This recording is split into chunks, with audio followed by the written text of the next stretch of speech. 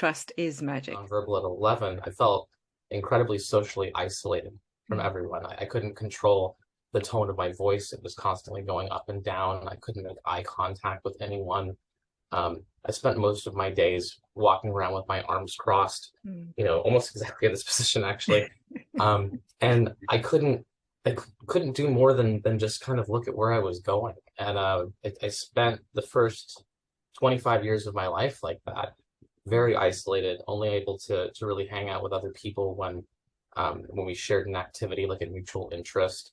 And I was so lonely. There's an isolation chamber, especially since I came from that age where, Asperger's had only been incorporated into the DSM just a couple of years before I graduated high school. Essentially, I changed special interests, so often growing up because I would kind of go all the way through with something and then move it to something else. And so I decided if that was going to be a part of my life anyway, that maybe I should just make my autistic special interest psychology and cognitive neuroscience. And that's what I did.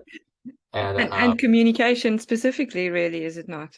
I think that going through the process of understanding where people's actions and reactions come from, understanding the psychological modalities that are involved in interpersonal interaction, I think that secondary goal of communication just slowly kind of raised as a water level on its own from understanding the context of other people. And it was in that process that I learned just how important and dynamic trust is. And it's even wired into our brains, which we can get into.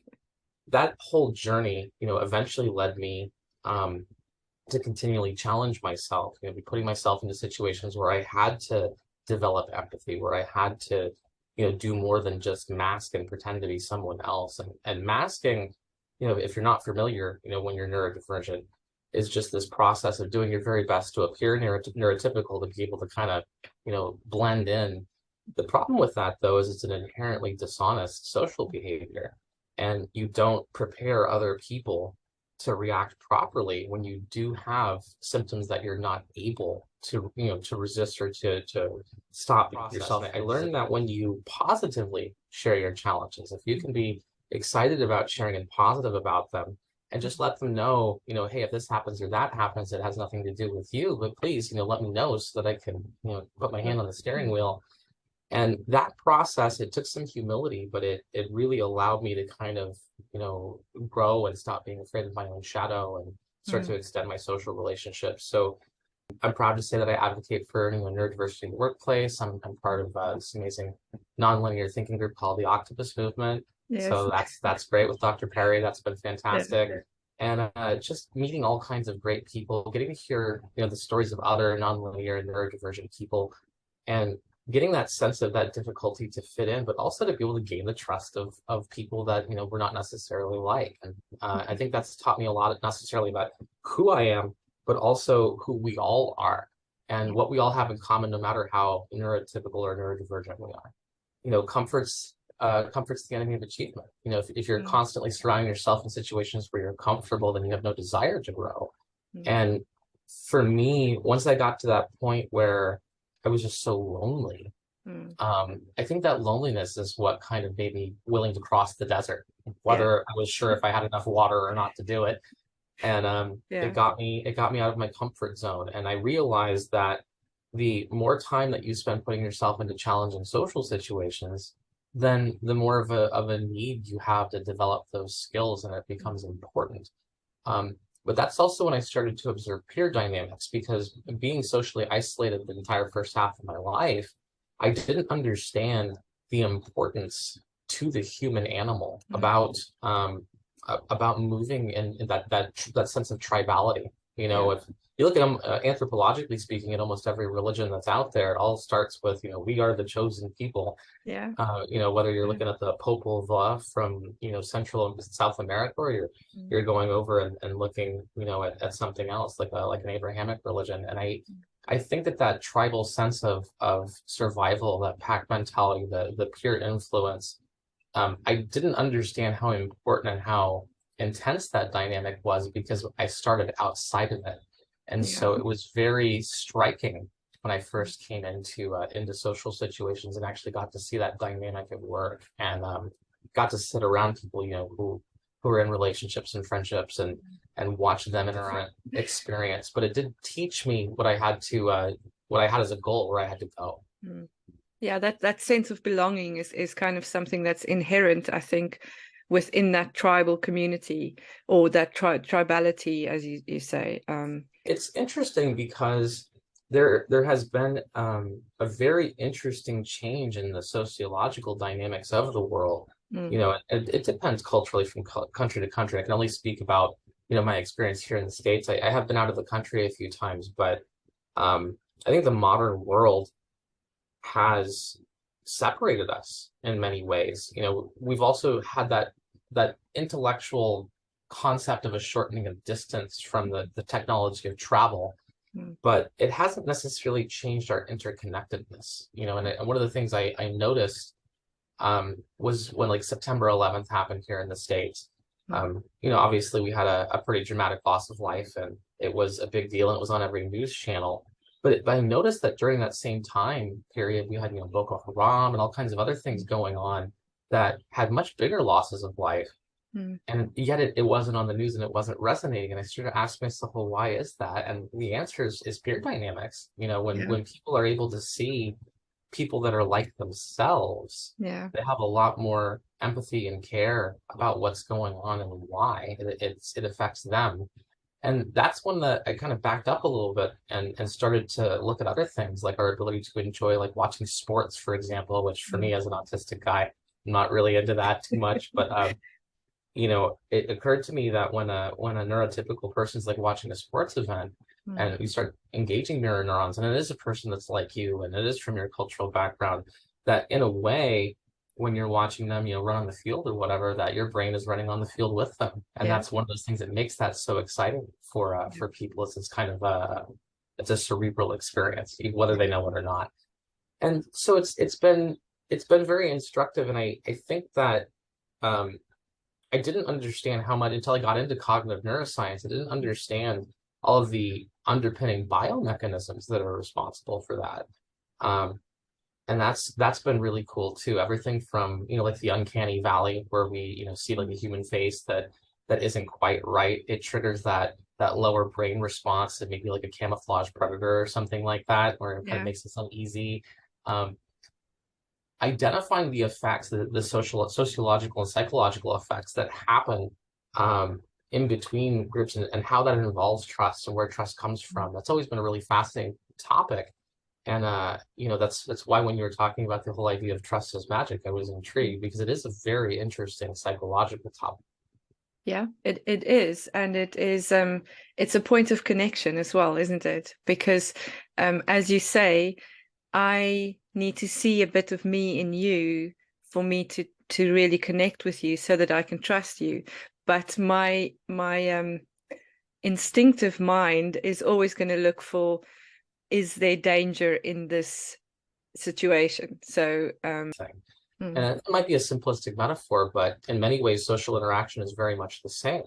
You know, our brain is categorizing and grouping things together that it's able to associate. And then it's only after that process happens that we're able to, you know, move something closer or further away toward our peer group.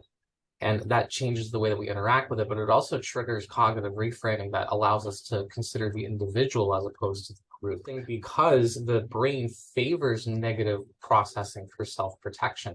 And that means that when we have an intense negative experience, even if the actual percentage chance of that experience actually occurring is, you know, 1%, 2%, 5%, we will start to restructure our belief systems and our boundaries and our level of trust and all of that, in order to feel a sense of safety after a negative experience that we remember. And positive experiences are often lost. You know, that's one of the reasons that a positive mindset and taking the time to celebrate accomplishments and achievements and all of that is so important, is that you have to counteract the natural evolutionary system of the brain. Otherwise, you will live a life where the only things that you remember are bad things. And that will warp your belief systems, and it will warp the way that you group people together, and it will warp your prejudice, and it will warp, you know, what you're willing to expose yourself to. It'll warp your ability to trust. It's not about ignoring those primal signals of stressors and apprehension that we get. It's about understanding them in context and trying to build a system of our own memory to be able to balance the memory, so that when our brain does make those associations before we're able to move someone in and out with peer dynamics, that we have the ability to do it authentically with real information and not a cognitive bias that is there because of negative primacy in the memory. And I think that's a really interesting social effect too. So let's come back to one of my favorite topics, and we kind of touched on it in our messages around mirror neurons specifically, and how important or what a role they play in us building rapport and trust with our audience, or people that we want to work or have relationships with in general. So starting at a basic level, neurobiological researchers, they started measuring the brains of primates, specifically I think it was the macaque and the bonobo with some of the initial research that they did. And they noticed that the same area of the brain would light up when one primate was watching another, let's say, eat a piece of fruit, that same region of the brain would light up as if they themselves were eating the piece of fruit. And that effect only happens when we see someone who's in our actual peer group. That feeling, that activity is strengthened by the intensity of that social connection. So when we get into the nuts and bolts of how that effect actually manifests itself, psychologists and neuroscientists can disagree sometimes on the impact and whether or not it's specifically mirror neurons or it's interacting with something else, or there's multiple dependent systems. But I think for the purpose of application, that's largely irrelevant. And the reason is that there's a demonstrable social effect, there's a demonstrable cognitive reaction. And if we go off of, evidence-based in that way and recognize that is an effect that is led by the brain for us for behavior, it gives you the pause to understand that the more that we can see someone as like us, the more that we have the ability to empathize with them, the more that we tend to reframe their words, their actions, the levels of suspicion. We get past some of the gatekeepers of suspicion that happen in a new situation.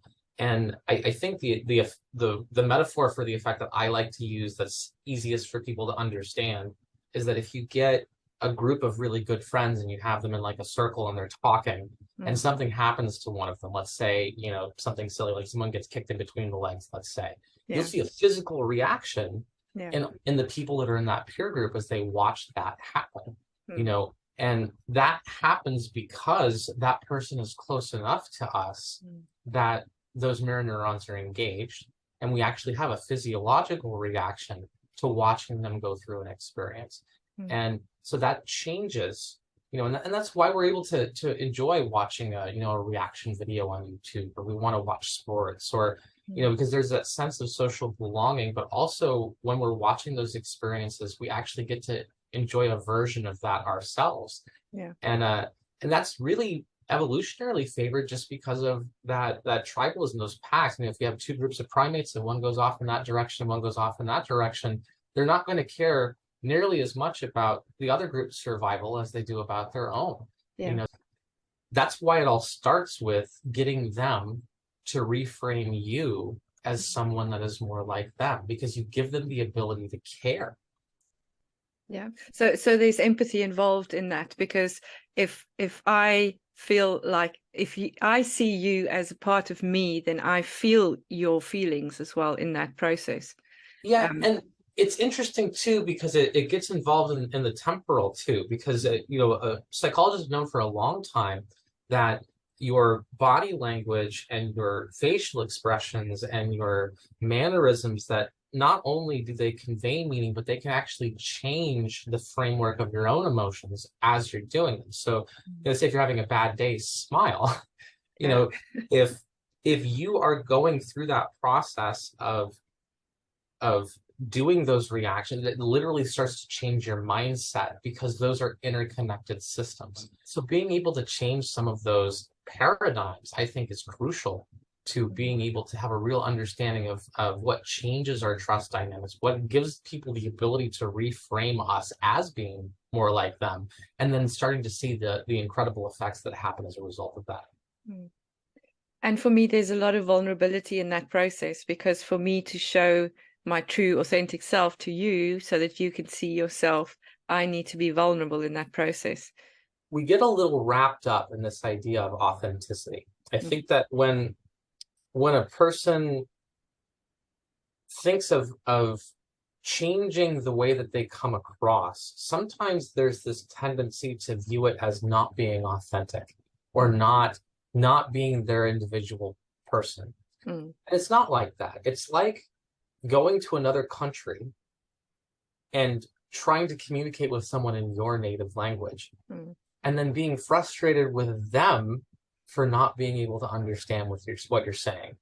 It's not that who you are needs to change. It's about the presentation, the communication, the framework, and understanding the dynamics at play. And it's only by being willing to understand that when you move into communicating with another person, that you have an onus of responsibility to change your style so that you're speaking the same language. That doesn't have anything to do with who you are. It has to do with effective communication, because effective communication isn't about communicating ideas. It's about being heard and being understood. I think we all have this common misapprehension of being misunderstood. And people would agree with me if they only understood my point of view.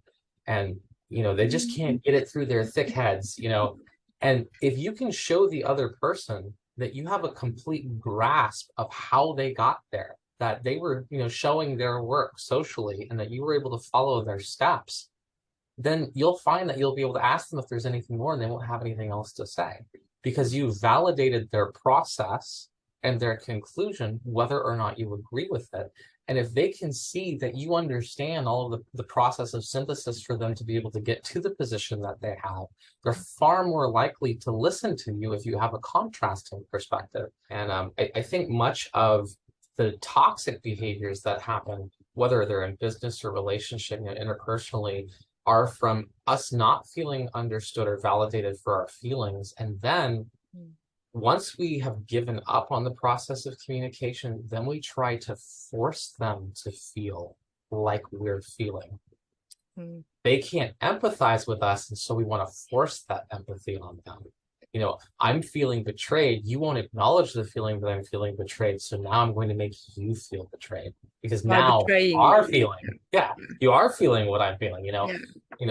You've hurt my feelings. You can't seem to understand that you've hurt my feelings, so now I'm gonna insult you or bring up your mother or whatever, and now you are feeling what I'm feeling, and that makes me feel a little better, because nothing helps a bad mood like spreading it around. What if there isn't a right and a wrong? What if there is just different perspectives of this human experience?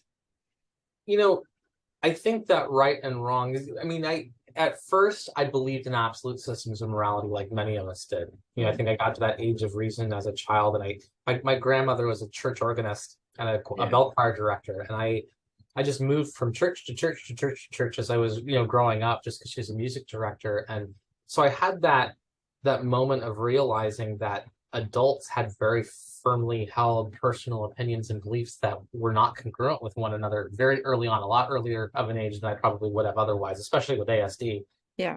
But I recognized that personal truth is the rubric that we use for right and wrong existentially, and that personal truth, that valence of personal experience, it's basically all cognitive bias. But it's just because that's the best tool that we have. When we look at the human senses, the human brain is not really that well equipped to provide us any kind of insight on truth. Our temporal lobe and the spatial part of our brain, it helps us move around and navigate our environment and all of that, but this desk isn't solid. It's just different vibratory rates of molecules, and with different amounts of association, composed mostly of empty space. The colors that I see are actually the colors that are not being absorbed by the thing. It's the opposite, right? The image that goes to my brain is actually upside down, and my brain is filling in the gaps for all of the the blood vessels and stuff that are in my retina, and it over a process of time learns to blur those things together so that I can see the frequency at which I hear, the part of the visible spectrum that I see. Because the truth is, we're all just one continuous, flow of molecules with varying amounts of density, and that we're more like two different pieces of the same blanket looking at one another, thinking that we're different. And the reason that we have to think that we're different is that we have the evolutionary system to allow us to be able to continue to develop and promulgate our genes and all of that. And that's a required perspective of the brain. Otherwise, we can't make individual decisions, and therefore there's no natural selection. So the evolutionary system of the brain requires us to have a narrative as individuals. But as to whether or not that's actually true, because the truth is that we're hurtling through, the galaxy at, tens of thousands of, whatever units you use. I'm sorry, I'm in the States here, forgive that. And, we send things to space that sometimes get there. So,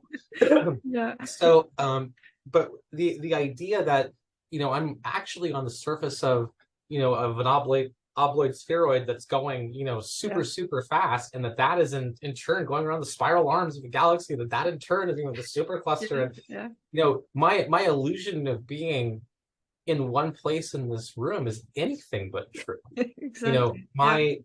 My sense as an individual, anything but true. The colors that I see, I mean, another person could be in this room that has a different number of cones and rods in their eyes, different number of neurons in the occipital, different variegations in the in the retina, and we could look and point at the same thing and say that's a red plant, and have two completely different visual impressions of that. But because we've spent our whole lives pointing at that color and calling it red, that's our communication. But you ever considered the fact that we might actually be seeing completely different colors?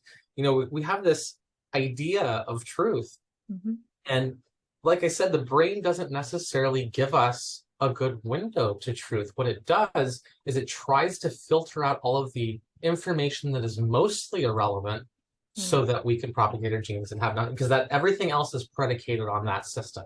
And if you get a really negative experience and you're hurt by someone, or maybe two people in a row and you had really bad luck, you might start to redraw your entire set of social boundaries and your beliefs about people and your ability to trust others, and all of that based on small sample size, which creates its own cognitive bias. But then you have that evolutionary bias of emotional primacy, and it will affect your ability to trust. It'll affect your ability to trust people in relationships. And understanding that, there are elements of that are very, very difficult to avoid.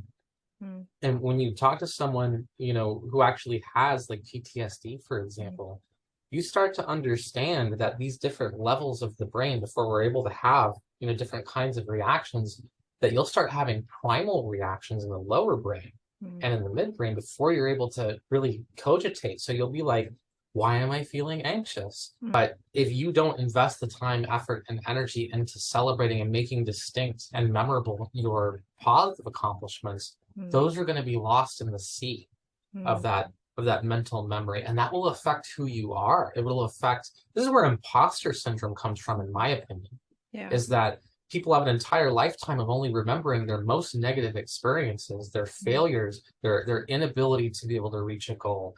And so when they finally do get something that is achievable enough that their brain is constantly reminded of it, they feel as if they don't belong there, as if they didn't actually earn it, as if they're secretly not competent enough to be there. And then, of course, we have the flip side, which is like Dunning-Kruger, where we don't know enough to recognize that we don't have sapience on something, that our ability to estimate our own skills is lacking.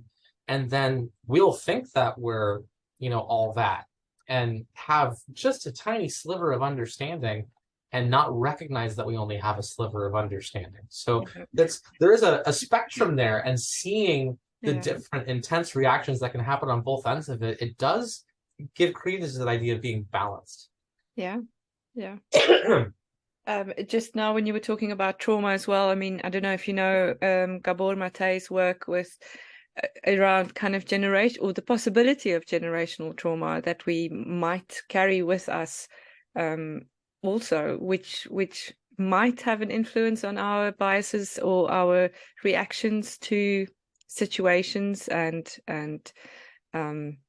yeah, people. I think when we get into epigenetics, when we get into I think that there are triggered systems in the brain too. You know, it's like an alert, and once it gets to a certain point, it triggers a response. And I didn't always think of it this way, but it was learning more about ADHD actually that got me interested in that. Just because, you know, what people fail to understand is that in a person who has ADHD, there's dopamine starvation going on. And the reason that it's so important is that when your brain has very low dopamine, it's kind of, dopamine response is kind of like a muscle.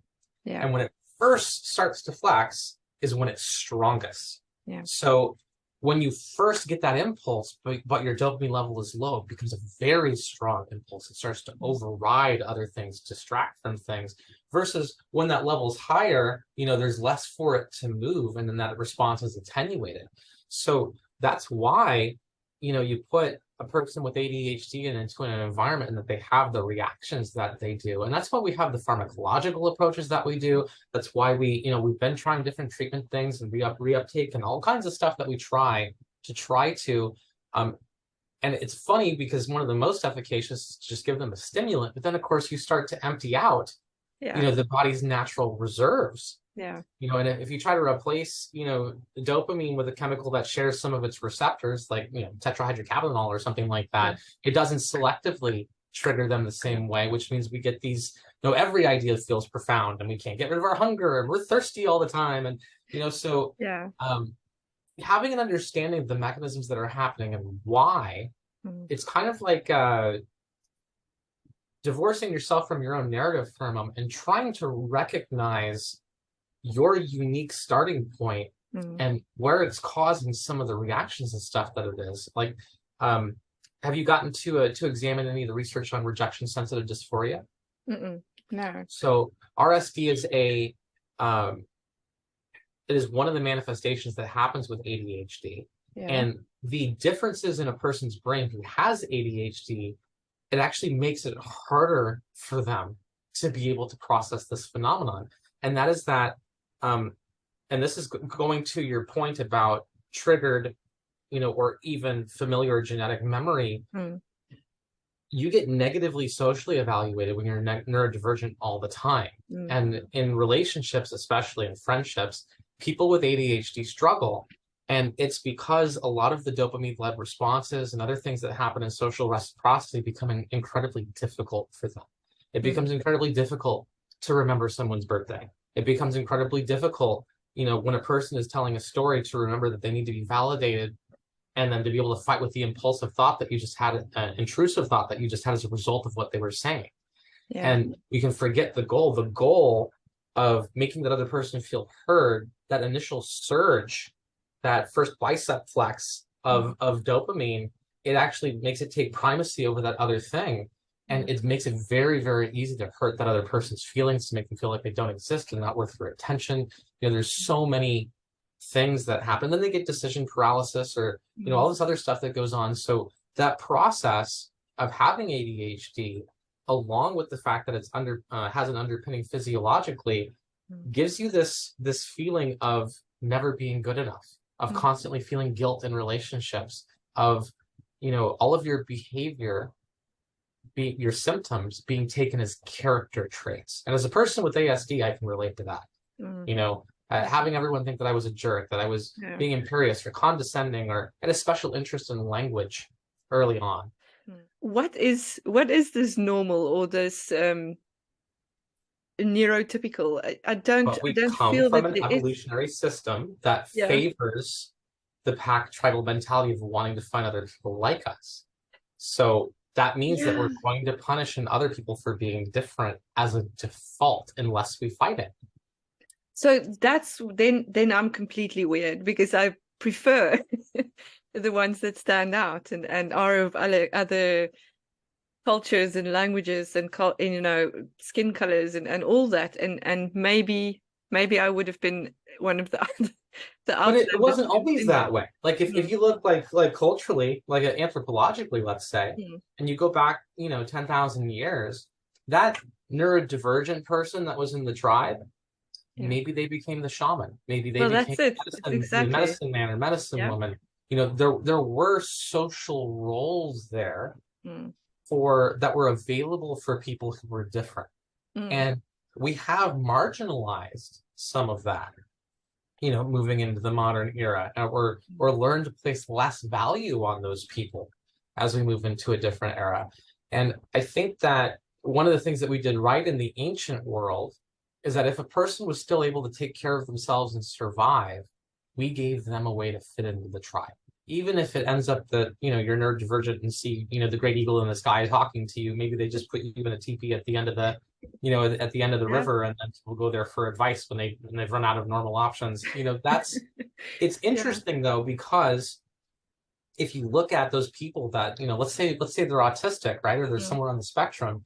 Well, mm. they develop special interests. So if we know a whole bunch about herbs and, the Yeah. different Yeah. cycles of the moon and all of that, and the stories of the ancient spirits and the ancestors, Yeah. maybe that person is a font of knowledge. Maybe that's the nonlinear thinker that the people go to when the linear problems aren't cutting it, Well, you know? exactly. In a tribal situation, the elders sit around the fire and share their experiences and stories, and the crazy moon lady is living in her teepee and providing a spiritual aspect to the people. So there's places and spaces for each individual, and not, okay, well, we all need to do this, and if we can't be follow these rules, then we need to take that pill or that way. Well, Or we might be moving back towards that tribal mindset, that I the hope not. community.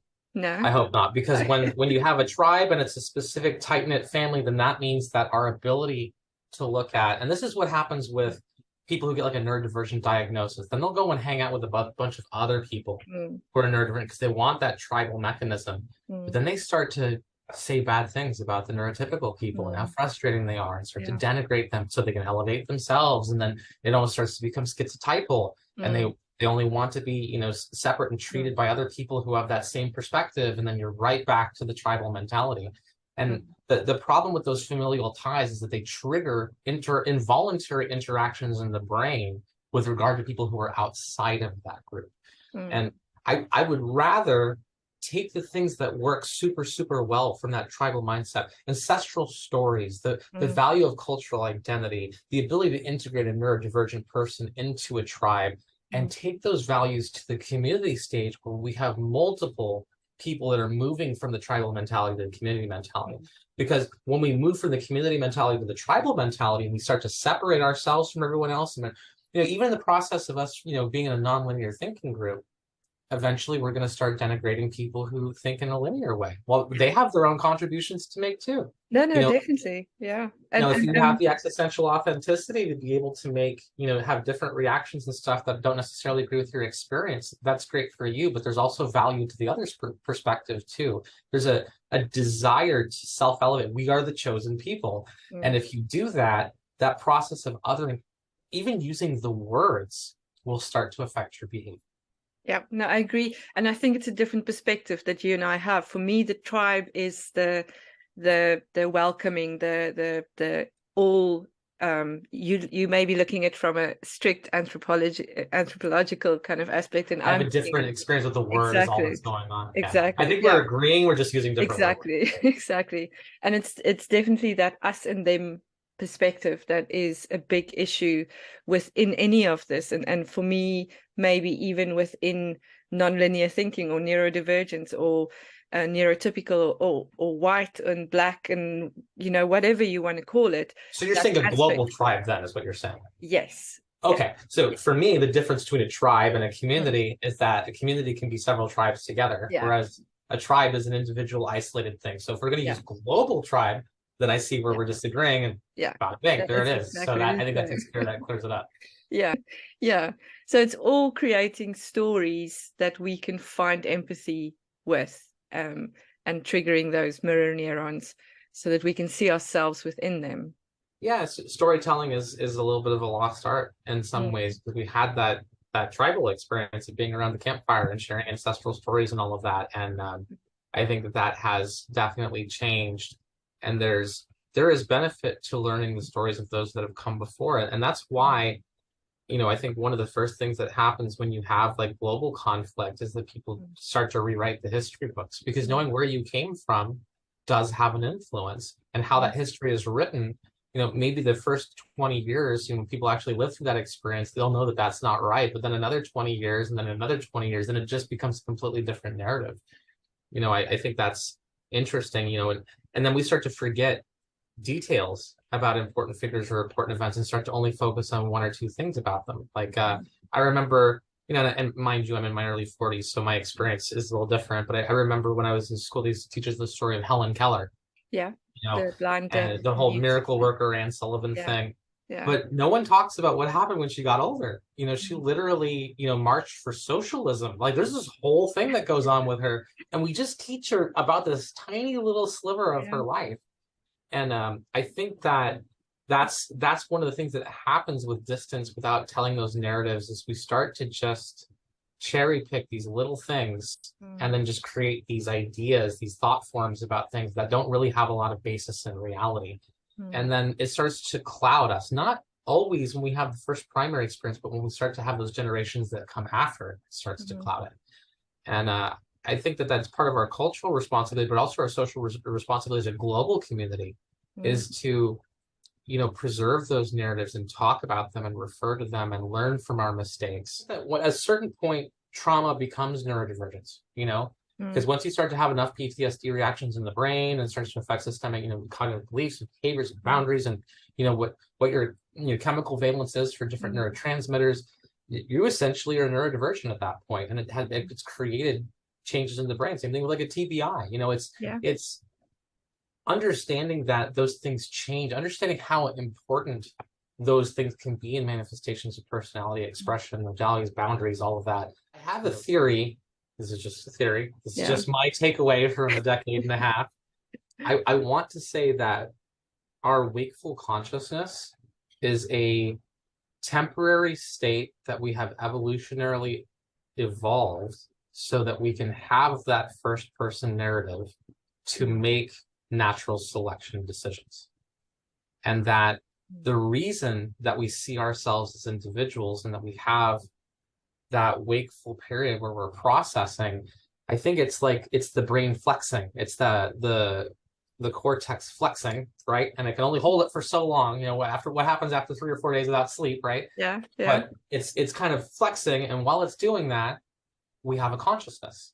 And that consciousness is able to look into the chemically and physically stored memories that are in the brain, and it has that narrative. And because that consciousness is what's looking at it, and it's also what recorded it, we have that sense of linearity. But have you ever considered that maybe if consciousness is a temporary state of flexing the brain, that maybe this is the only day that this consciousness that you have generated for today will be alive, and that tomorrow your brain will generate a new consciousness that draws upon, you know, I think for a long time, and it's like the sci-fi community and stuff, we talked about the matter energy transport conundrum of, if I break this person apart into their disparate energy, and then I transport that to a different distance, and then I reassemble them, does the human narrative survive?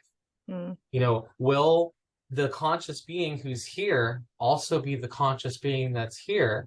Or is, since consciousness and personality and all of that stuff are physically stored in the brain, will the process of deconstruction and reconstruction essentially create a copy of you after destroying you at one location, and create a copy of you here that in its own mind has a complete linear sense of reality, but you've actually killed the original consciousness? But if consciousness itself is a temporary state of flexing by the brain, and we're all part of the same blanket looking at one another, and all matter is energy and all energy is matter, it might not matter. And it's interesting to take a step back for a second and understand that it is a necessity that we see ourselves as individuals. It is a necessity that we we have that perspective in order to be able to make evolutionary decisions, to have individual reactions, to have different reactions inside of a tribe so that some of us survive if a bad event happens, make different choices, have that variety of expression of genes and experience. But is it truth? You know, I'm literally thinking that I'm sitting here still in a room when I'm actually hurtling through the galaxy at insane speeds. That this desk I'm pounding my fist on isn't actually, it's composed mostly of empty space. And this consciousness that's in my brain may not actually be the reality. The reality might be that this is the temporary state that my brain needs to be in order to process my individual narrative, so that I have the ability to make different decisions than everything else that is around me. And when you start to look at it from that perspective, if it changes a few things. I don't know that necessarily everyone would share my perspective on that. It's just my theory, but I do think that there's some truth in that. And it changes the way that you process dreams. It changes the way that you know, different activity cycles of the brain. And, you know, when you start to get fatigue and, you know, it starts to explain things in a unique light that I think that explanation fits. I think the difference is that we don't want it to be true. Do we not? Do we want our consciousness to be continuous? Are we our bodies? Are we our brains? Or are we within? I mean, we are thinking that metacognitive. There's a persistent cultural belief in the afterlife, and that this perpetuation of, you know, who we are, what we think, what we do, and our memories are going to move forward into some other plane of existence, even though there is a physiological system that causes our personality and our memories to be stored and manifest. So much so that you can literally push a person down the stairs and it will change the personality for the rest of their life, and they might lose their memory of a week of their life. So if you can show that there's no permanence, that doesn't mean that there's no soul or that there's whatever, you know, that you don't need to make any more sweeping generalizations than that. But the idea that we somehow get to carry our individuality into a separate plane of existence or experience or after death or whatever, when the truth of reality is more that we are just two different pieces of a blanket looking at one another, it shows you that there is a primal need for individuality, regardless of whether or not that's the truth. There's a primal need for safety, even though, you know, we could literally have an extinction level event tomorrow that we have no way of being able to predict. Whether you buy into that idea of a temporary consciousness or not, I think it helps inform that psychological approach, because it certainly has for me. Yeah. And there's a lot of narratives that kind of fit into that as well.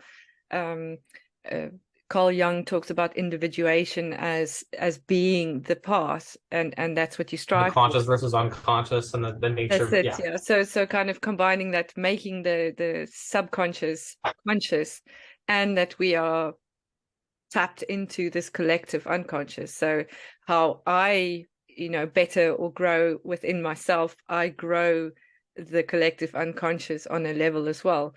And buying into epigenetics and the fact that individuality is an illusion, that, I mean, that makes a lot of sense. But then again, a lot of Jung, you know, was more armchair psychology. There's different delineations here, but I think that the evidence definitely seems to support that as a possible conclusion. Yeah, and I mean, it would be boring if everything was linear and, you know, there was only what we saw and what we perceived. Jung was also an alchemist, which is something I'm very interested in. So, yeah, I think. Yeah, and I'm inspired by Nikola Tesla. He and I actually share a birthday. Oh, amazing! And, I always find him really interesting because, you know, not only do we share a birthday and kind of have like a similar, you know, intellect and whatnot, but the reactions of people to him, some of the struggles I've had with people in the past, you know, his battle with Edison and all of that. And then later on in life, he became increasingly neurodivergent. And, you know, at the end of his life, he fell in love with a pigeon, you know, like there's this whole narrative that happened.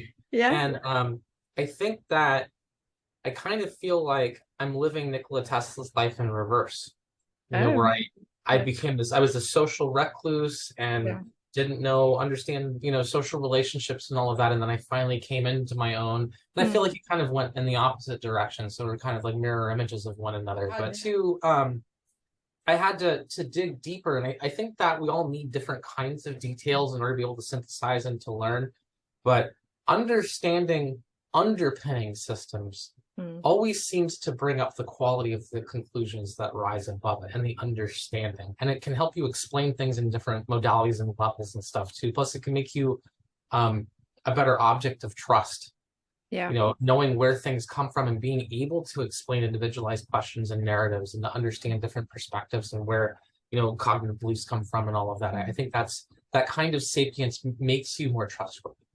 Yeah, because there's an element of connection.